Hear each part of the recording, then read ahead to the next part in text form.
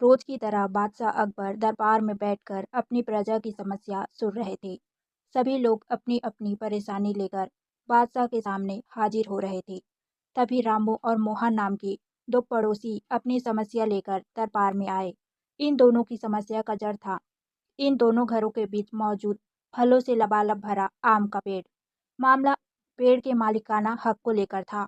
रामू कह रहा था कि पेड़ उसका है और मोहन झूठ बोल रहा है। वहीं मोहन कह रहा था कि पेड़ उसका है और रामू झूठ बोल रहा है। यह मामला बहुत उलझा हुआ था और दोनों में से कोई भी हार मानने के लिए तैयार नहीं था। दोनों पक्षों की बात सुनकर सोच विचार करने के बाद बादशाह अकबर ने यह मामला अपने नवरत्नों में से एक बीरबल को सौंप दिया। मामले को सुलझाने और सच्चाई का पता लगाने के लिए बीरबल ने एक नाटक रचा। उस शाम बीरबल ने दो सिपाहियों से कहा कि वे रामू के घर जाए और उसे कहे कि उसके आम के पेड़ से आम चोरी हो रहे हैं। उन्होंने मोहन के घर भी जाकर यही संदेश देने के लिए कहा। यह संदेश देने के बाद वह उनके घर के पीछे छुपकर देखे कि रामू और मोहन क्या करता है। बीरबल ने यह भी कहा कि रामू और मोहन को यह पता नहीं लगना चाहिए कि तुम उनके यहाँ आम की चोरी की सूचना लेकर गए थे। सिपाहियों ने बिल्कुल वैसा ही किया जैसा बीरबल ने कहा। दो सिपाही रामू के घर गए और दो सिपाही मोहन के घर। जब वह वहां गए तो उन्हें पता चला कि रामू और मोहन दोनों ही घर पर नहीं है। तो सिपाहियों ने उनकी पत्नियों को यह संदेश दे दिया। जब रामू घर पहुंचा तो उसकी पत्नी ने उसे आम की चोरी की सूचना दी। यह सुनने के बाद रामू ने कहा, अरे भाग्यवान, पहले खाना तो खिला दो।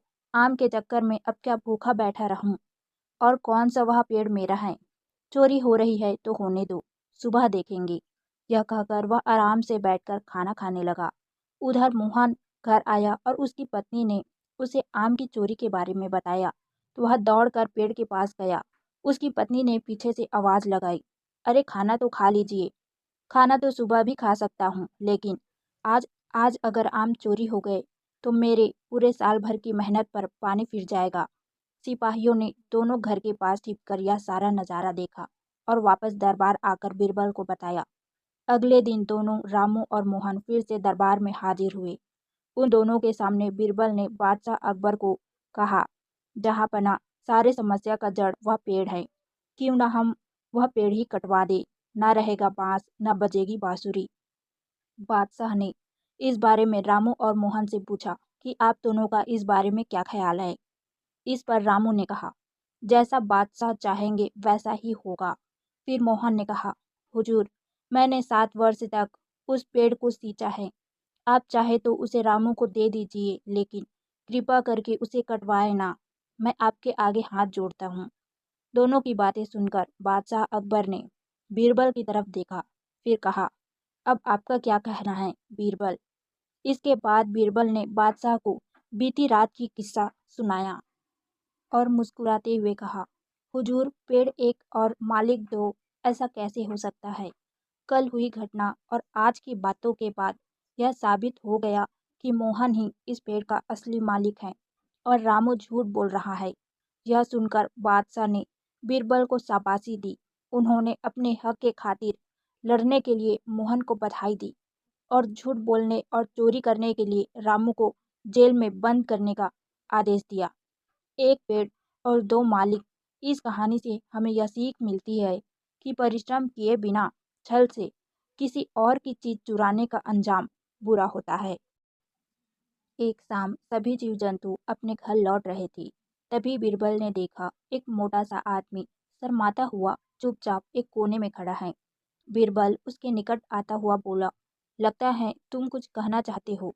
बेहिचक कह डालो जो कहना है। मुझे बताओ, तुम्हारी क्या समस्या है। वह मोटा व्यक्ति संकोच करते हुए बोला, मेरी समस्या यह है कि मैं पढ़ा लिखा नहीं हूँ। मैंने अपनी शिक्षा पर ध्यान नहीं दिया, जिसका मुझे खेद है। मैं भी समाज में सिर उठाकर सम्मान से जीना चाहता हूँ, पर अब लगता है कि ऐसा कभी नहीं हो पाएगा। बीरबल ने कहा, नहीं, अभी भी देर नहीं हुई है। अगर तुम हिम्मत न हारो और परिश्रम करते रहो, तुम में भी योग्यता है, लेकिन ज्ञान पाने में तो सालों लग जाएंगे। मोटे आदमी ने कहा, मैं इतना इंतजार नहीं कर सकता। मैं तो यह जानना चाहता हूँ कि क्या कोई ऐसा तरीका है कि चुटकी बजाते ही प्रसिद्धि मिल जाए। प्रसिद्धि पाने का तो ऐसा आसान रास्ता कोई नहीं है, बीरबल ने बोला। अगर वास्तव में तुम प्रसिद्ध और योग्य कहलाना चाहते हो तो मेहनत तो करनी ही होगी, वह भी कुछ समय के लिए। वह मोटा आदमी सोच में डूब गया, फिर बोला, नहीं, मुझ में इतना धैर्य नहीं है। मैं तो प्रसिद्धि पाकर पंडित जी कहलाना चाहता हूँ। ठीक है, बीरबल बोला, इसके लिए तो एक ही उपाय है। कल तुम बाजार में जाकर खड़े हो जाना। मेरे भेजे गए आदमी वहाँ होंगे जो तुम्हें पंडित जी कहकर पुकारेंगे। वे बार बार जोर जोर से ऐसा कहेंगे, इससे दूसरे लोगों का ध्यान इस ओर आ जाएगा, फिर वे भी तुम्हें पंडित जी कहना शुरू कर देंगे। ऐसा होना स्वाभाविक भी है, लेकिन हमारा नाटक तभी सफल होगा जब तुम गुस्सा दिखाते हुए उन पर पत्थर फेंकने लगोगी या हाथ में लाठी लेकर उनको दौड़ाना होगा तुम्हें। लेकिन यह बात याद रखना कि गुस्से का सिर्फ दिखावा करना है, तुम्हें किसी को चोट नहीं पहुंचाना है। उस समय तो वह मोटा आदमी कुछ सोच समझ नहीं पाया और घर लौट गया। अगली सुबह वह मोटा आदमी बीरबल के कहे अनुसार व्यस्त बाजार में जाकर खड़ा हो गया। तभी बीरबल के भेजे हुए आदमी वहां आ पहुंचे और तेज स्वर में कहने लगे, पंडित जी, पंडित जी, पंडित जी। मोटे आदमी ने यह सुनना, अपनी लाठी उठाई और उन आदमियों के पीछे दौड़ने लगा, जैसे सच में ही उनकी पिटाई कर देगा। बीरबल के भेजे हुए आदमी वहां से भाग निकले, लेकिन पंडित जी बोलना उन्होंने नहीं छोड़ा। कुछ देर बाद पंडित जी बोलकर आवारा लड़कों का घूमता हुआ समूह उस मोटे आदमी के पास आ पहुंचा। बड़ा मजेदार दृश्य उपस्थित हो गया था। मोटा आदमी लोगों के पीछे दौड़ रहा था और लोग पंडित जी कहकर नाच गाकर चिढ़ा रहे थे। अब मोटा आदमी पंडित जी के नाम से प्रसिद्ध हो गया। जब भी लोग उन्हें देखते तो वे उन्हें पंडित जी कहकर ही संबोधित करते। अपनी ओर से तो यह कहकर लोग उनका मजाक उड़ाते थे कि वह या तो पत्थर फेंकेगा या लाठी लेकर उनके पीछे दौड़ेगा। लेकिन उन्हें क्या पता था कि मोटा तो चाहता ही यही था, वह प्रसिद्ध तो होने ही लगा था। इसी तरह महीनों बीत गए। मोटा आदमी भी थक चुका था। मोटा आदमी क्या समझ चुका था? यह समझ चुका था कि लोग उसे सम्मान से पंडित जी नहीं कहते, बल्कि ऐसा कहकर तो वे उनका उपहास करते हैं। लोग जान गए थे कि पंडित जी कहने से उसे गुस्सा आ जाता है। वह सोचता था कि लोग शायद मुझे पागल समझते हैं। यह सोचकर वह इतना परेशान हो गया कि वह फिर से बीरबल के पास जा पहुंचा। वह मोटा व्यक्ति बोला, मैं मात्र पंडित जी कहलाना नहीं चाहता। वैसे मुझे स्वयं को पंडित जी कहलवाना पसंद है और कुछ समय तक मुझे यह सुनना भी अच्छा लगा, लेकिन अब मैं थक चुका हूँ। लोग मेरा सम्मान नहीं करते, वो तो मेरा मजाक उड़ाते हैं। मोटे आदमी को वास्तविकता का आभास होने लगा था। मोटे आदमी को यह कहता हुआ देख बीरबल हंसते हुए बोला, मैंने तो तुमसे पहले ही कहा था कि तुम बहुत समय तक ऐसा नहीं कर पाओगे। लोग तुम्हें वह सब कैसे कह सकते हैं जो तुम हो ही नहीं।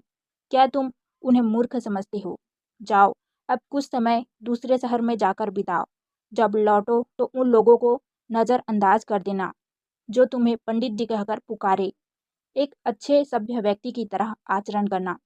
शीघ्र ही लोग समझ जाएंगे कि पंडित जी कहकर तुम्हारा उपहास करने में कुछ नहीं रखा।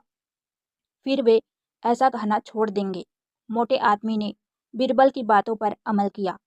जब वह कुछ माह बाद दूसरे शहर से वापस घर लौटा तो लोगों ने उन्हें पंडित जी कहकर परेशान करना चाहा, लेकिन उसने कोई ध्यान नहीं दिया। अब वह मोटा आदमी खुश था कि लोग उन्हें उसके असली नाम से जानने लगे हैं। वह समझ गया था कि प्रसिद्धि पाने का कोई सरल रास्ता नहीं है।